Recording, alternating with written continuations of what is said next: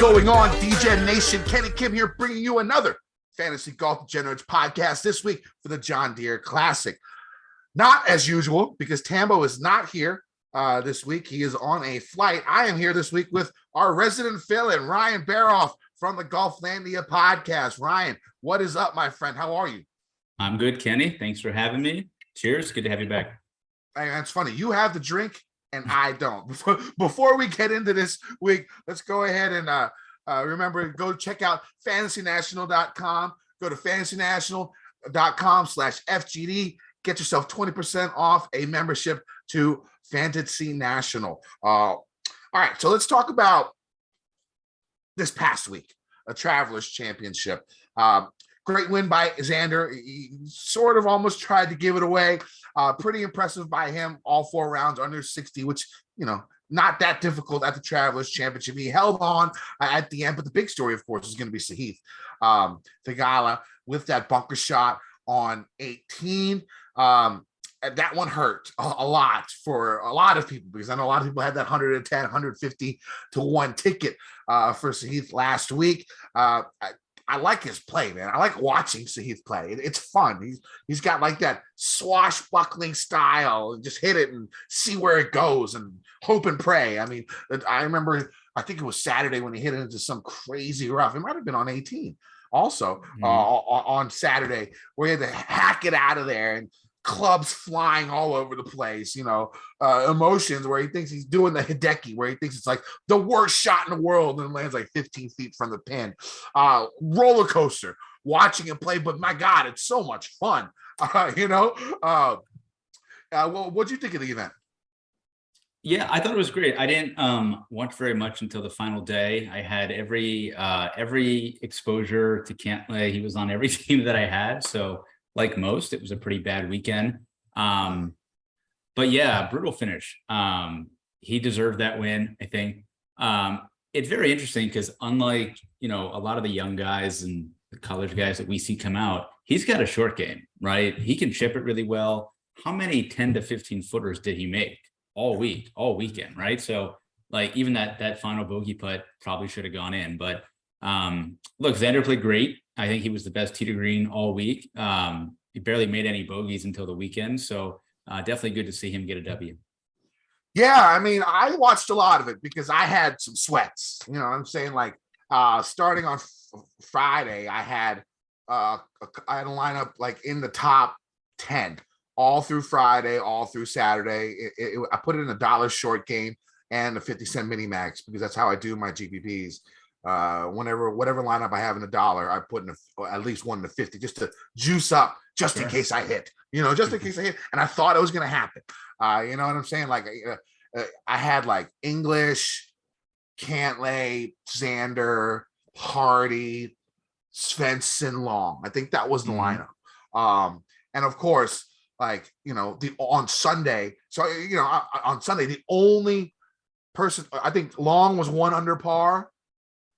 And Xander was like 2 or 3 under par, and that was it. Everyone else was over par on one of the easiest courses on tour, so that really hurt. Cantlay hurt. It was bad. I ended up finishing like 35th. I had another lineup that was top 25 going into Sunday in the same GPPs. That one finished 54th. Had the outright on Cantlay, and so what I realized is when you're watching golf, I don't mind the coverage too much, unless I have a sweat.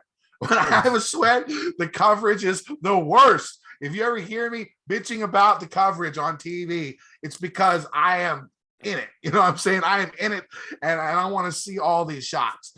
It directly correlates. The anger of TV coverage directly correlates with the sweats. Other things that happen. I mean, you had Laird up there for a while. My casket cornerstones again did good. Again, back-to-back weeks, solid 3 or 4, but 6 of my guys finished inside the top 25. So, that's what you need, a little bit more upside, a lot harder to get 6-6. I think the 66% in double ups and GPPs was around 1 to 2%. So, you have to get that, those high finishes to get those finishing points to do well in cash. If you fail in getting 5 of 6 or 6 of 6. I actually had 4 of 6, but I had Reaving as well to go along with Harmon, Cantlay, and I can't remember the last one. So it's been a pretty good run for cash. I'm going to try and keep it going this week, but our producer's very angry with me because I literally had to change my CTC like 18 times because it's difficult this week. It's difficult. Other things that happened this past week, English looks like he's coming back. Webb looks strong. Any other guys catch your eye this past week? Nick Hardy's playing some good golf. Yeah, definitely. I'm going to ride that one more week, but yep. I think he's reached the peak and probably due for a bit of a letdown. He can't keep putting the way that he's putting, but the ball strike has been great.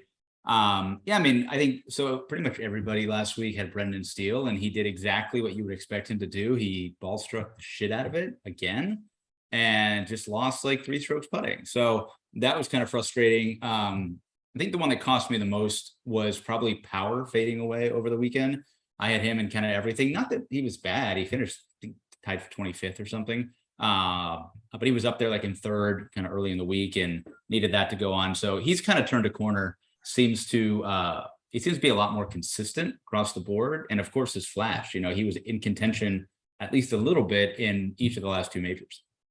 Yeah, he's up there. I thought Svensson played pretty well last week. Scott Starling's had a move on Sunday. Probably going to be pretty popular golfers this week. We've already spoke about him, me and Ryan, before the pod started.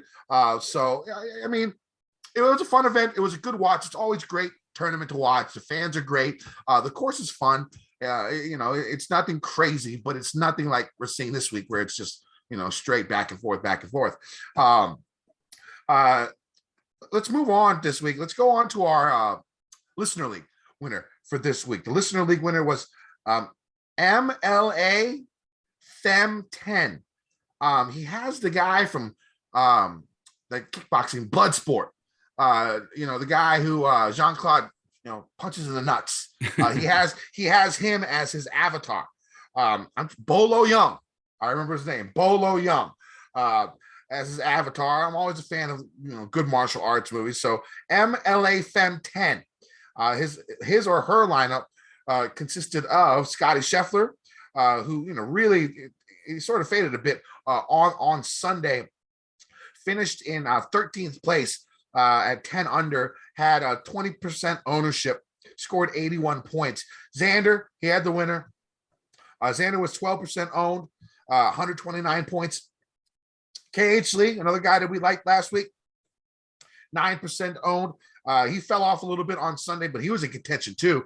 Speaking of in contention, I think Thursday I had 4 of my outrights in the top 5. I think Friday maybe. English, KH Lee, Cantlay, and Webb. All within like the top 7. And of course, none of them hit. It's the worst. I hate it. Yeah. Anyways, KH Lee, 9% owned. Kevin Kisner, who showed up this week, a pretty ballsy pick by him. He's missed a whole bunch of cuts here recently, but the course, of course, shorter course. You always have to think about Kevin. 4.8% owned, finished in 6th. He had Sahith, of course, who finished in 2nd with the heartbreak, around 7% owned. And Robert Streb. Streb comes up in our Listener League winners lineup often. I think this is probably the 3rd or 4th time this season. And there's Robert Streb has been in the Listener League winning lineup. Strange. Like every time I made the cut, I guess basically is what it comes down to. Less than 0.5% owned. Finished in 35th, 78 points. What do you think of the lineup? Yeah, I was nowhere close to that. I don't know where Streb came from.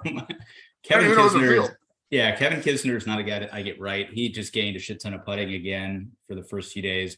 But yeah, Xander Sahith, like if you had that combo, you were going to do pretty well last week. Yeah, I had Xander Cantlay everywhere. Basically, what it came down to, and it killed me. Well, congratulations to MLA Fem 10. They will join our 4-man this week. Ryan will be in on it with Tambo. Let's get to this week. Let's go ahead and just get to it. Of course, this week is going to be the John Deere Classic, played from Silvis, Illinois. TPC Deere Run. This tournament has been played at this location since 2000. And in the beginning years, a lot of first timers and no names won this event. Then in 2008, the organizers went and got that jumbo jet, where they took all the golfers who played the Open Championship the following week, flew them over so they can get some more names, because they're getting tired of these really, really weak fields.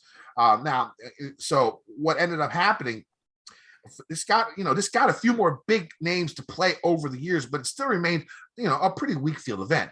Now, with the schedule change and the fact that this event is no longer played the week before the Open, the field this week is probably the worst one we'll see all year. That's not like a alternate event. Now, one thing that had changed immensely since the John Deere Classic started the jet charter procedure is that the winners of the event have been some of the bigger names in the field. Like since 2008, 7 of the 13 golfers that won this event were ranked inside the top 50 in the official world golf rankings at the time of their win. 6 of 13 winners were actually inside the top 20. The only 6 winners that are ranked outside the top 50 at the time of their victory here was Spieth in 2013. He was 120th. Harmon in 2014, he was 115th. Bryson was 144th when he won here. And then Mike Kim, don't forget, Michael Kim won this event. 215th. Fratelli, 133rd. Glover last year was 115th. Now, the main reason I'm bringing this up is because, I think this field is way more wide open than it has been, in previous years, especially in those beginning years when they brought that plane over. Just because the only golfer inside the top 50 in the world playing this event is Webb. With the pricing in the weak field, I do think this week is a week where you pay more attention to ownership in GPPs. It's DFS, so, chalk can hit. But I do think the odds of this happening are lower than most weeks due to the incredibly weak field. Before we actually get to the course, what do you think about chalk and ownership in an event this week? Yeah, I think, especially now with Berger out, it's going to be even more concentrated. There's obviously only a couple of options at the top. You're either going to start with Webb or you're going to start with Hadwin, I guess. People will start with a more balanced build at times, but I think ownership's going to be super condensed. Starting at the top, especially going through the middle there, like we'll talk about it, that kind of high 8K range will be chock full of ownership. The high 7s, chock full of ownership. And I think that's going to leave pretty much 120 guys in this field who are going to be like 5% or less, right? So I haven't really looked at how to build this week, but I'm probably going to have a rule that I have 2 of those guys in every lineup. So a couple guys under 5% in every lineup. Yeah, I think that makes sense, just to be different. I mean, the thing about it is, we talk about how, the elite chalk, the 10K chalk in a normal event with a decent field, that's the chalk that, we don't mind eating. But once you get down to like the low 7K chalk, that's 7,200, 15% owned guy, 18% owned guy, you sort of hesitate. You're like, wait a second, you know what I'm saying? Now, the problem with this event is basically everyone's a 7,200 guy. You know what I'm saying? Like every golfer in this field is like a 7,200 guy.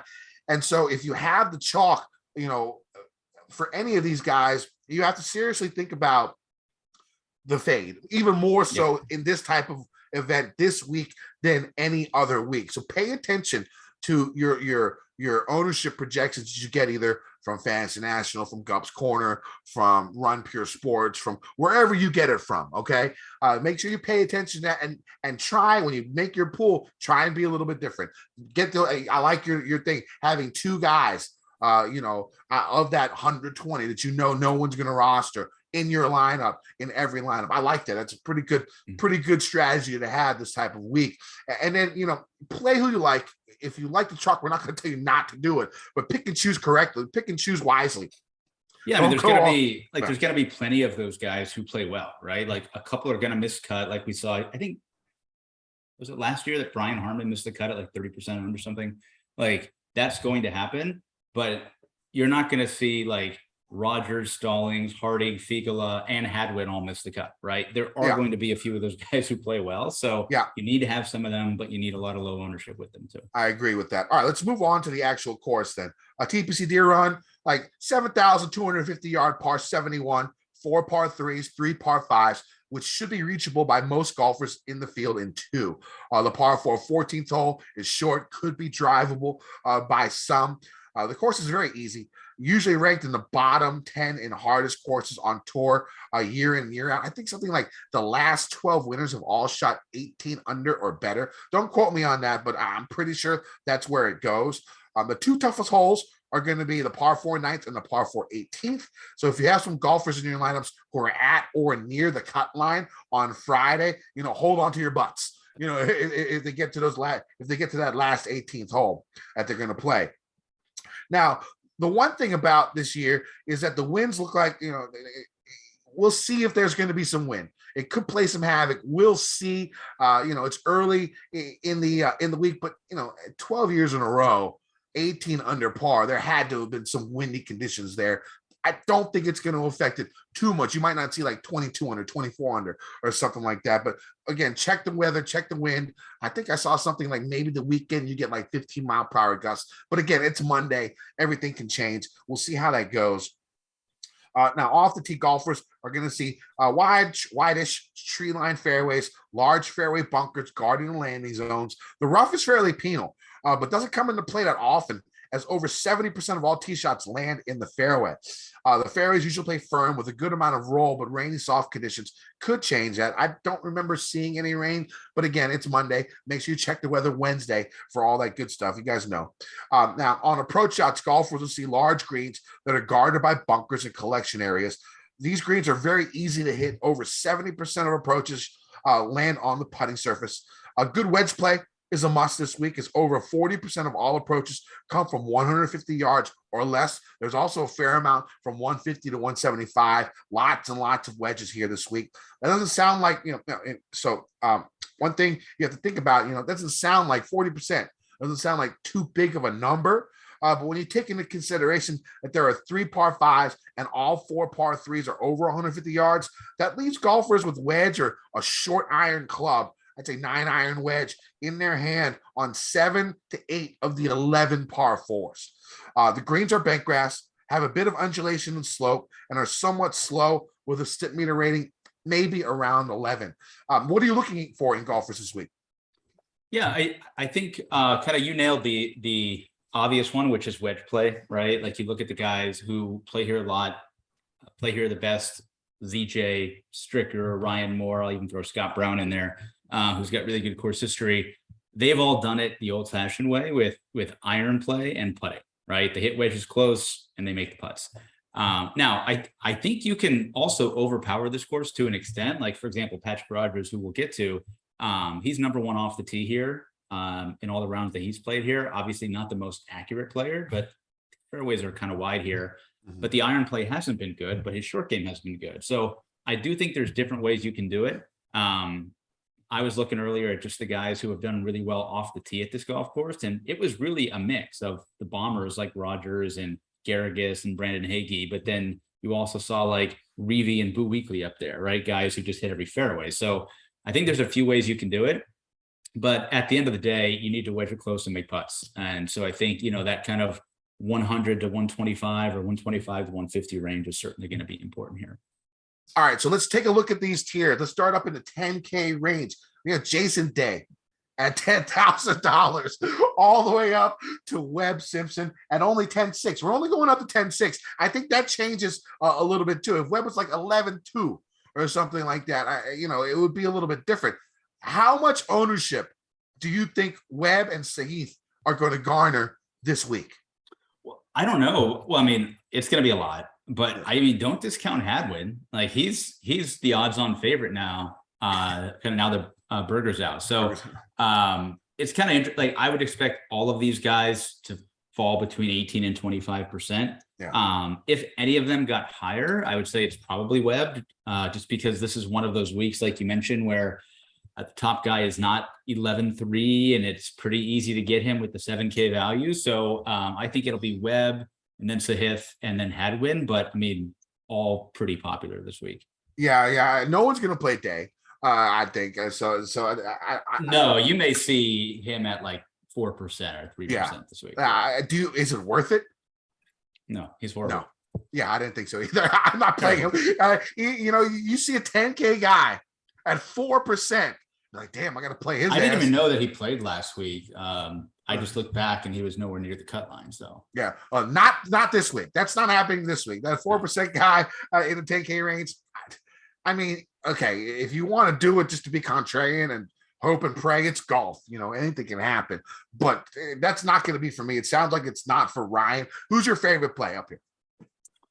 if I had to play one, I mean, taking ownership into account, I guess I would say Hadwin because he's going to be the lowest owned. But if I just have to pick one who I think is the best play this week, it's going to be Webb.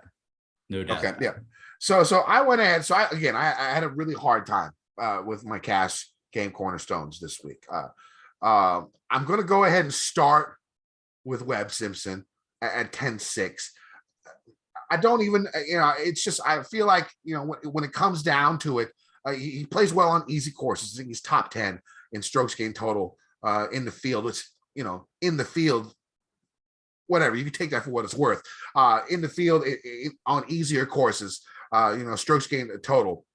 Of course, his approach game is strong. He does make a lot of birdies. Par 4 scoring is good. Par 5 scoring is good. I think he's just safe, and I'm looking for something safe up here because originally, instead of Webb, I was going to go Stallings and CH3, and then I almost threw up, and then I decided not to go that way.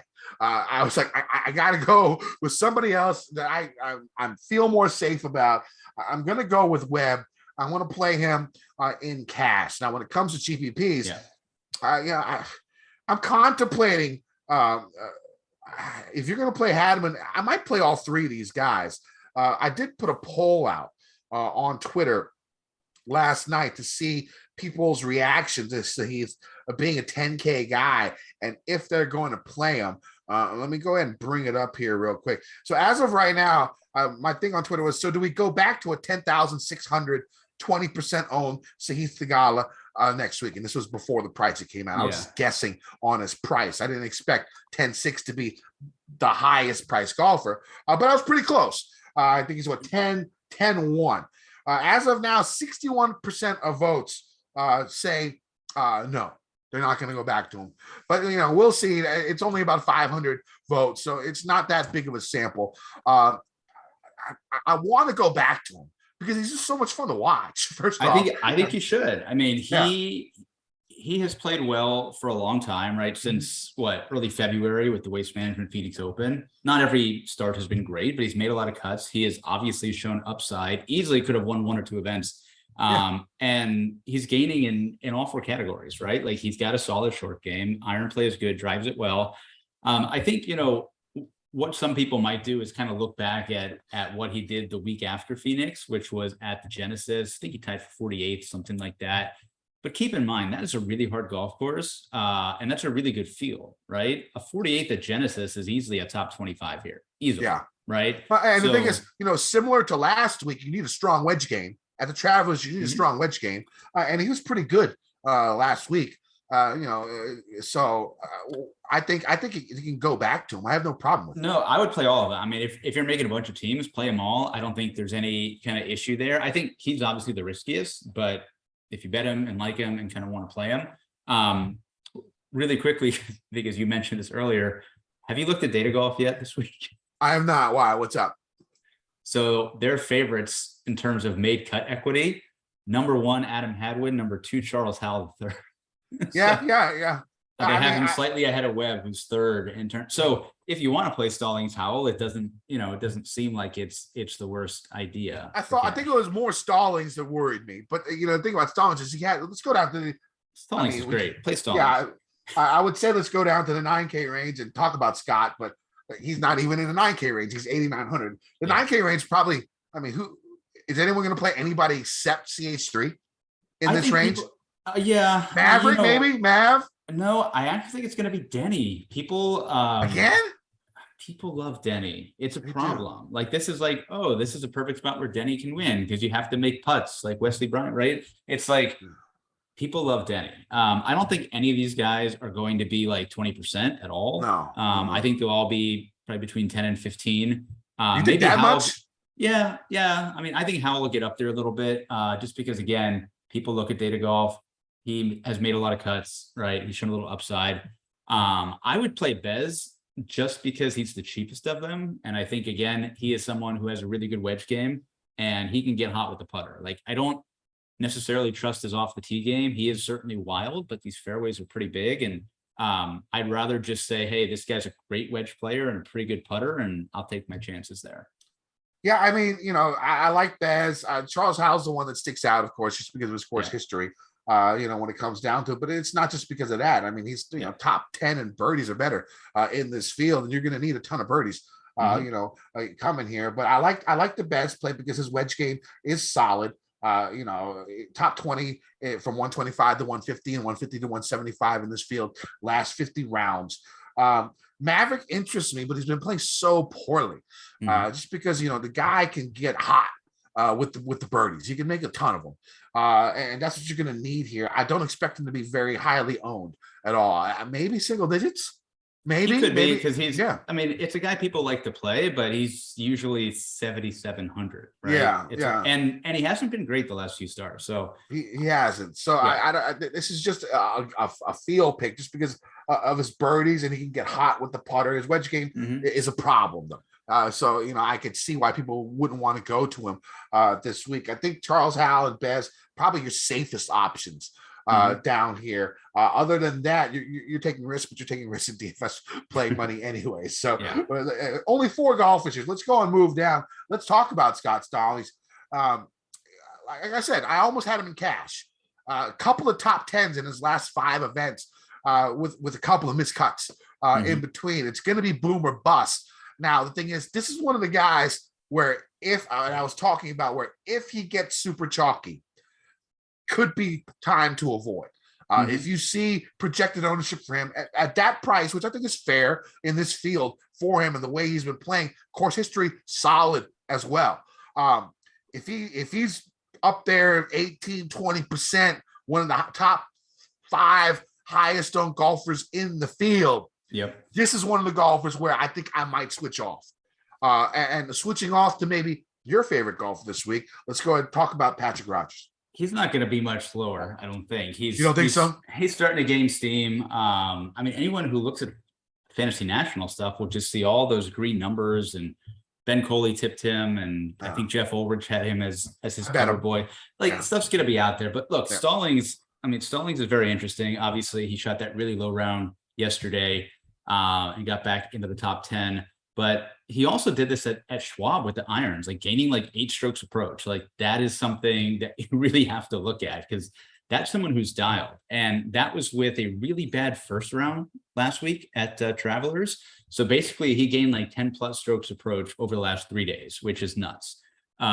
He's played this course well, like he said. He drives it well here. He putts it well here. Actually, the iron play has been the part that's holding him back. So if that is actually better now, I don't know. He seems like a great play. Rodgers, just awesome across the board. I mean, the form, if you look there, he's been gaining off the tee and ball striking basically every event for the last couple of months. The putter has come around. The around the green game, surprisingly, has been terrible, but he's a historically pretty good to decent chipper. Like he doesn't really lose strokes long term in the short game. And I mean, his US Open finish wasn't good, but if you remember, he was tied for the lead halfway through Saturday, right? And then he fell off. So he's played this course well. Like I mentioned, he's number 1 strokes gain off the tee here in like the 20 some rounds he's played here. Putts these greens well, has a run. Like there's not a reason not to play Patrick Rodgers this week. Yeah, I mean, the 8K range is interesting. There's quite a few plays that I like here. I like Nick Hardy a lot. I bet him at 40-1. The kid has talent. He's been playing extremely good golf. The last 5 events, he's been pretty dialed in. You saw him last week again. He couldn't make a move on Sunday, but he was up there getting, I think, 11 under on Saturday. And I think that's about where he finished. But the guy's been playing, pretty good golf. I mean, if you look, if you sort of dumb it down for the past 12 rounds, he's actually first in birdies or better gained in his last 12 rounds played in this field. His his longer, again, wedge game's just been off and on. Like he's been good and he's been bad, but I mean, you're going to get that in this type of field. You're not going to get like the perfect golfer. But I really do like Nick Hardy. Again, on strong on par fives. You're going to have to score on these 3 par fives, really. I mean, they're going to be the 3 easiest holes. You can't mess up. You got to get those birdies and eagles on those 3 holes. And he's pretty solid when it comes to par fives. I like him a lot. Actually, he's my second cash game cornerstone. I forgot, since I have been changing my cash game cornerstones all day. I forgot he's actually my second cash game cornerstone this week. I am going with Nick Hardy. Other guys, I mean, Cameron Davis, you saw him. He was 12 under on Friday or Saturday last week before, I don't know, totally imploding over the weekend. But I mean, Cam can make a bunch of birdies out there. Wedge play above average. Good on par fives. Lucas Glover, former winner here. I don't know if I'm going to play him, but I'm going to take Tambo's role this week in talking about every golfer. But, Lucas Glover, won last year. His approach game, really, really solid, top 3 in this field. Tee to green, top 10. Wedges, again, extremely strong. Top 15 in both 125 to 150, 150 to 175. I think he makes sense. And the crazy thing is Lanto Griffin comes up as number 1 in my model. I don't know how, but he is number 1 in my model with, top 7th in approach, 17th in tee to green, 5th in birdies or better game. Wedge play, fine. Par fives, way above average. I'll throw a little bogey avoidance in there this week, because you got to avoid those, because you're going to lose more than 1 stroke if you bogey the wrong hole. Because I think like 12 holes here routinely play under par. You know what I'm saying? So, you bogey one of those, you're losing more than a stroke to the field. So Lanto's actually my number 1 guy. I don't know what his ownership is going to be, but I'm going to play him if he comes up in my model like this. He's going to be low. I mean, he's not someone people will typically play at this price. Anyone who looks at the game logs is obviously going to see that, he missed the last 2 cuts, but I don't know if you saw what he did last week, if you had him and were watching. So on Thursday, he was 3 under early in his round and shot a back 9 42. Which took him to +4. He came out the next day and shot 67. So, I don't know. He wasn't far off last week. I haven't looked at the stats yet, but he certainly wasn't far off last week. I think he's going to be low owned. I think Glover is going to come in much lower than he should.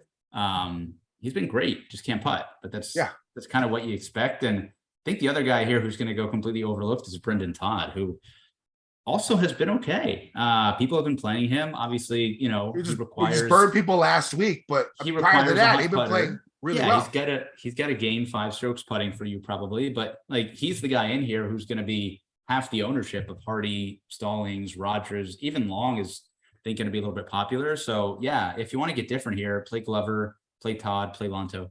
And if you're mass multi-entering, it's really easy to get a good chunk of all these guys because I'll tell you who's missing from this range is Chris Kirk. Where the hell is Chris Kirk? He would win this event if he was in here. So I just see all these names. I don't see myself playing too much 9K.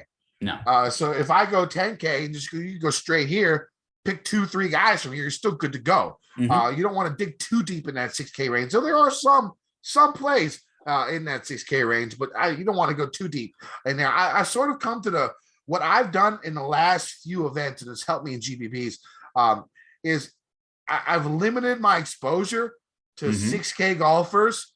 So I'm playing around 32 golfers a week. Okay. 60 lineups. I 5 to 6 only in that 6K range is all I'm going to play. 20% of my tops of my player pool is going to be in that 6K % range. And that's the way I've been going. And I'm never more than 10% owned, 15 if I really like a guy. I really like a guy this week in the 6K range. We'll talk about him.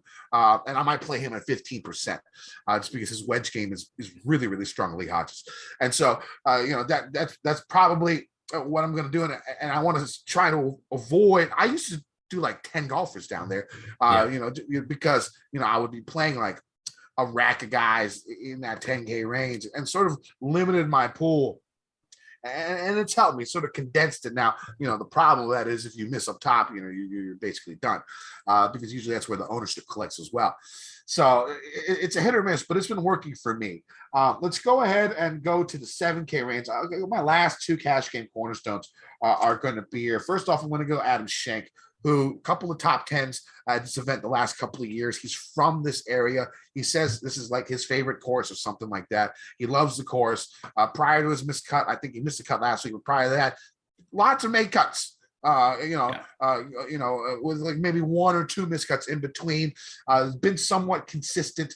So I'm going to go ahead and go with Adam Schenk, even though stats wise, it doesn't look that great. I'm going on the home course advantage for Mr. Schenk. And I like the last one before Adam Svensson. Again, another guy who's been playing. I've been on this guy all year. Okay, beginning of the year, I loved him, and every time I rostered him, he missed a cut. Like he was horrible, right? And now in the last 2-3 months, a little bit more consistent, making more cuts, getting higher up on the leaderboard. He played really well on Saturday at the Travelers. Sort of held water on Sunday to finish. I think he finished top 25. I think he finished 24th or somewhere around there. What I like about him, again, iron play is always strong. He's number 1 from 150 to 175. A little bit worse from 125 to 150. But his wedge game overall pretty good. Top 20 in birdies or better percentage. And I like the fact if you look at fantasynational.com, he is number 1 in this field in strokes gained total on easy courses. On easy scoring courses. He is number 1 strokes gained tee to green. I'm sorry, not total, because they take putting into his account and he's been horrible. But strokes gained tee to green, number 1. Strokes gained ball striking, number 2 on easy courses in the last 50 rounds in this field. So I like Svensson. So I'll go ahead. My cash game cornerstones this week. Webb Simpson at 10,600. Nick Hardy is going to be 8,700. He's actually top 11. He's 11th in strokes gained tee to green on easy courses as well.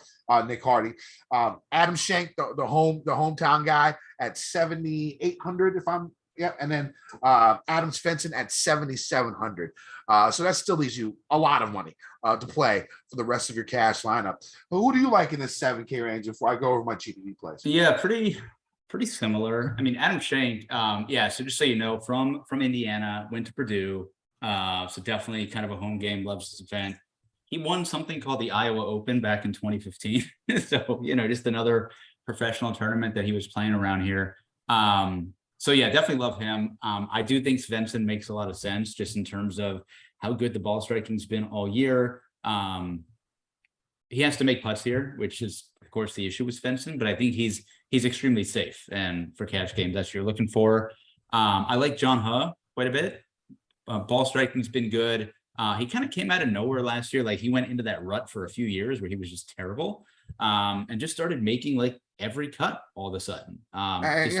Very, very consistent, really good wedge player, makes plenty of birdies. So I think he makes a lot of sense. And then beyond that, a couple guys who I would probably look at lower. I mean, you mentioned Stricker. I would probably say Lipsky there makes sense. We've been playing Chris Gotterup. Not going to stop now. Yeah, Matt Wallace has made 3 cuts in a row. And again, like a guy with that kind of long-term pedigree for 7,200 in this field, and he's now made 3 cuts in a row. Like, of course, he could suck and blow up in your face, but like that's a guy. If Matt Wallace was tied for 4th on Sunday, it would not be a surprise to anybody. Yeah. What do you think? I mean, I think there's going to be a lot of concentrated ownership here. Mm-hmm. When it comes down to the people that we talked about, basically Svensson, Schenk, all going to be extremely popular. If you're going to go a little bit different, what about Marty Laird? He showed a little bit last week. First in strokes gained tee to green in the field in the last 50 rounds. I don't know if people are going to play him. Are people going to play him? Yes, but not as much as those other guys you mentioned. Like there are options here. Like Reeve is going to be owned, right? Yeah. Streelman is going to be owned. Up another 100. AK JT Poston after last week is going to be owned. Like, so yeah, they're all going to be fairly popular, which means okay, you can make your choices, or you can play 2% Grio, 1% Gim, 2% Lahiri. Like there are guys in there who might Seaweed be Doug, just as good. Seaweed Doug, I think it's a good pivot. If you look at him, he's actually second behind Svensson in strokes gained tee to green on easy courses via Fantasy National. I don't think anyone's going to play him. I think Seaweed Doug, or the Gim Reaper, as Mr. Mayo calls it, or Kim Chi, which is what he likes to be called, Seaweed Doug Gim. I think he can get single digit ownership, and then be a really, really strong pivot for GPPs from all those highly owned guys in the 7K range. And I do like Stricker for cash. I think Stricker makes a good last person in your cash lineup golfer.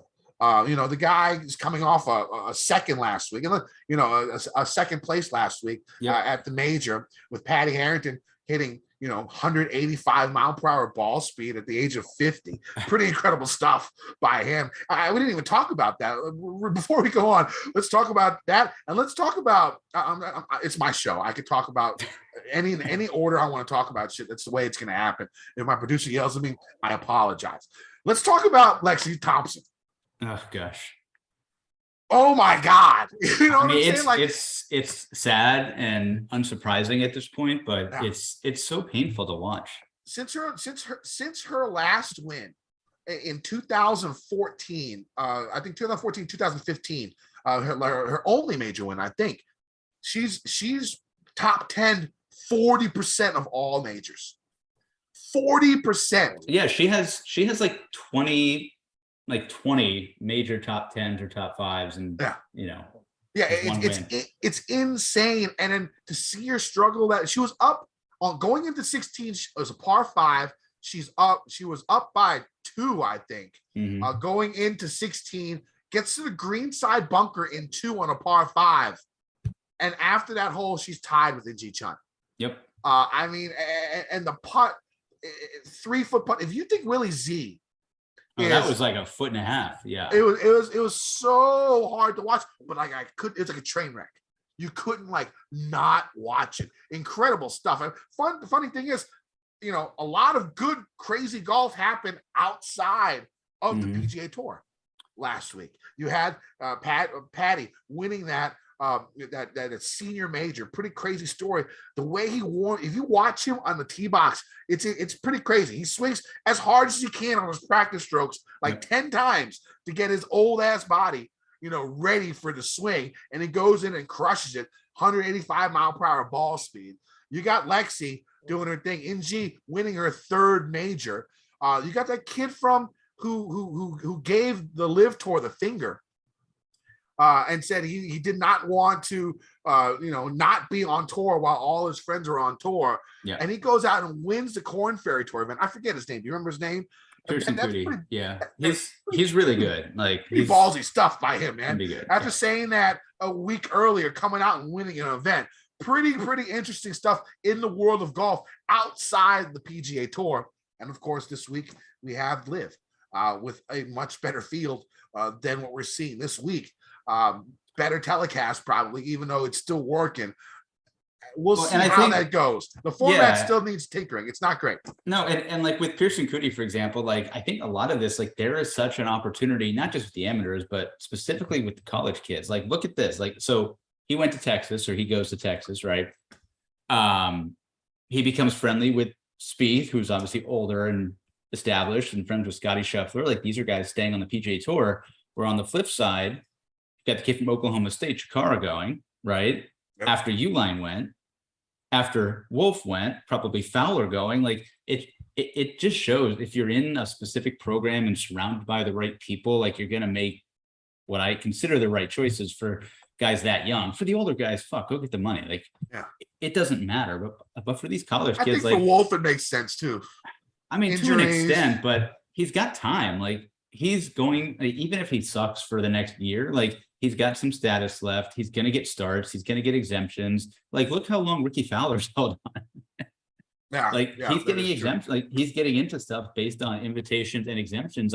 That's going to run out. And that's exactly why Ricky Fowler's going to Live. It's going to be exactly the same situation. All right. So let's get back to the actual tiers. Another guy in the 7,000s, low 7,000s that might be interesting. Any any opinion on Chesson Hadley this week after pass? Pass. Yeah, I don't think so either. It was one round, right? Yeah. He's not a guy that I mean, sure, he makes a lot of birdies and anybody can pop here, but I would rather if you just want, crazy birdie maker, give me Sam Ryder, who's done really well at this golf course. Like, I was gonna say Ryder. Yep. I think that makes sense. I think he's number one putting here, and of course drives it well. I think he gained 5 or 6 strokes gained approach last week at Travelers. So if any of that carries over and he's number one in putting again, like, yeah, he's gonna smash this week. All right, let's get to the 6K range. I mean, you're not looking at the greatest stuff, but I like Lee Hodges a lot. He's probably my favorite play just because of how strong his wedge game is. If you look, I mean, he didn't play that poorly last week. I mean, he was up there at some point in time, 7, 8 under. I forget where he finished. Let me take a look here. He ended up finishing in I think it was 8 under or something. Top 25, not bad. 3 cuts in a row. Wedge game strong, approach game strong. He's been putting pretty damn well too. He's my favorite play in the 6K range. Lee Hodges. You got Hayden Buckley, who made his little move at the U.S. Open a couple weeks ago. So the guy has game. If he can play at the U.S. Open, he can play anywhere. And he, and he had that pretty bad stretch, I think, and he came back and did. I forget exactly what happened, but he had a couple of really bad holes at the U.S. Open, but brought himself back. And showed some fortitude, some mental fortitude at the U.S. Open. I like that in younger golfers. Maybe a little Justin Lower, just because of is that how you say his name? Justin Lower, just because of again, the wedge play looks strong on him. After that, it's pretty tough. I know Kip Henley, I follow on Twitter. He's been saying how Dirt McGirt has been playing a little bit better here recently and really trying to get his game grinding out there and pouring rain on the range. What do you think about the 6K range? There are plays. McGirt is not going to be on that list. Probably not. That would not be one that I want. I think you're right about the top 2. Like if I went there, Hodges and Buckley would probably be the 2 that I like the most. I just want guys who have shown like more than a week, right? Like more than just 1 week. Like Buckley, anyone who can do that at a major, like, all right, you're on the short list. And keep in mind how good he was playing in the fall. This guy was like 9,200 for the fall events. Remember, he was like top 10ing every week. He was really good. I think Hodges makes sense. I like Chase Seifert still always. Callum Tarrant, again, played really well at the U.S. Open, even though he didn't finish well. Like, again, anybody who can do that on that stage, they're obviously playing pretty well right now. The only other 2 that I see here, I mean, you mentioned Robert Streb, play him again for all I care. And then Kelly Craft. Kelly Craft plays this golf course pretty well, makes a lot of birdies. He's really good from that specific range with wedges and putting, and his last couple events have been decent. So, like, again, you're scraping the bottom of the barrel here, but I think those are the guys that I would play. All right, so let's move on to bets. Let's actually talk about a little bit about betting strategy this week, because the one thing I tend to notice, like in regular events, when you see golfers, when you're live betting, and you see golfers that are like, top level golfers, 4, 5, 6 strokes back on Friday or something like that, they're still like 18-1, 25-1, 30-1 or something like that. In a week like this with such a weak field, do you think that books are not going to be able to do that just because, these aren't these upper echelon guys? Could you find value when it comes to live betting, like seeing a guy maybe 6, 7 strokes back who played, Monday morning? And so mid afternoon before the tee times goes out, he's 6, 7 strokes back, because you can get behind in this course pretty easy with all the birdies. Will the books put better number with a really strong first round of ball striking or something like that? Yeah, I mean, I don't think they adjust much for stats and things like that. So I would say it depends on the player, right? Like what you said, if after Friday Webb Simpson is 5 shots behind the lead, Webb's still going to be 12 Webb's going to be 10-1, right? You're not going to be able to add that. But if there's a guy on Friday who's 6 back and his name is, I don't know, say Chris Goddard, right? He's going to be 100-1. And if the ball striking is there, like, I don't think books will be paying quite as much attention this week for those sorts of live ads, but they're certainly not going to let you beat them with Webb, yes, win, exactly. But I think because the lack of Webbs and the lack of Rorys and the lack of Schefflers in this field, you're going to find a lot of value live, I think, on Friday. Mm-hmm. For sure. So what I think I'm going to do, I only have 3 bets right now. And I think I'm going to spend a lot of my bets live betting, like those 100-1 long shots who haven't played the Friday afternoon round yet, who look good to the eye on Thursday. I think there's going to be quite a few of those. And I'm going to, at 100-1, I could bet a lot of those, and still keep within my bankroll budget. Yeah. And so that is the way I think I am going to go about betting this week. My 3 bets this week are going to be Sahith Theegala. I got to give him a chance. I just like 35-1. I'll go ahead. I'll play him. Patrick Rogers, 35-1. I'm with you on that. And I got Nick Hardy at 40-1. Okay. Those are going to be the only 3 bets I'm going to do before the action starts.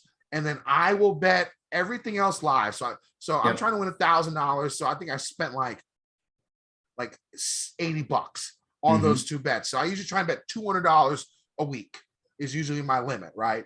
And so I have $120 to play with live betting, and that's how I think I'm going to go with the betting process this week. Who are your bets?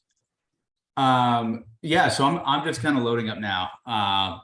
Just kind of hit send, forget about the week and move on. So I bet those same 3 as you.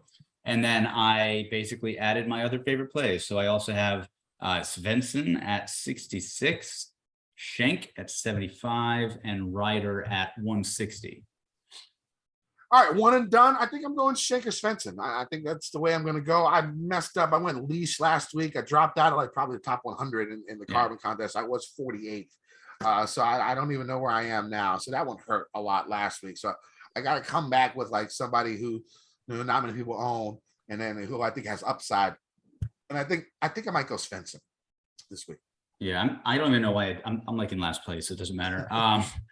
I don't think I have Webb. I would use him if I do. So, I'm picking Rogers to win. So I guess I'll just use him.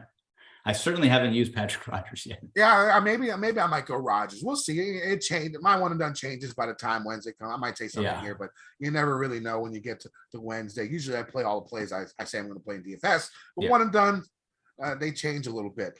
All right. Anything else we need to talk about this week there, Ryan? Unless you want to talk about Liv. I bet Patrick Reed. So that's that. I saw Uline at 60-1. I was tempted. I saw Reed was 18. I don't know. Yeah. Like we were betting him a couple of weeks ago, right? Yeah. So now he's playing against 12 decent golfers. That's about it. So 18-1 against 12 decent. But I mean, it's golf. These guys, they're all pretty good. We'll see how it goes. Yeah. I'll definitely be watching the coverage. All right, Ryan, why don't you tell them where they can find you? Sure. Golflandia podcast. We will be back and recording probably tomorrow night. And our Baroff 427 on Twitter. DMs are always open. Looking forward to a good week. All right. You can find me on Twitter at KendoVT. You can find my article on gupscorner.com. Use promo code Kenny. Save yourself 30% on a membership. All the tools are there. I think a couple of people had some big weeks, some big NASCAR weeks. All the sports are there, and it's included with the 30% discount. So go ahead and go over to Gups Corner. My articles, I think, already out for the course preview. And then Wednesday, I'll have my final betting card. I don't think I'm going to add anything, but maybe. And then my final betting card, the Svensson 66-1 is sort of tempting. I might have to add that. And then also my favorite GPP play in each price range. Ryan, thanks for coming on. It's always great to have you. Tampa will be back next week for the Scottish Open with myself on a new course. Should be fun. This week, I know it doesn't look great, but these are the weeks you can make some money. So let's do it. Let's make some motherfucking money, Degen Nation. I've been getting dirty money, Jordan Belfort. Stacking penny stocks while I'm flipping these birds. Sipping on Ciroc, trip 'em up.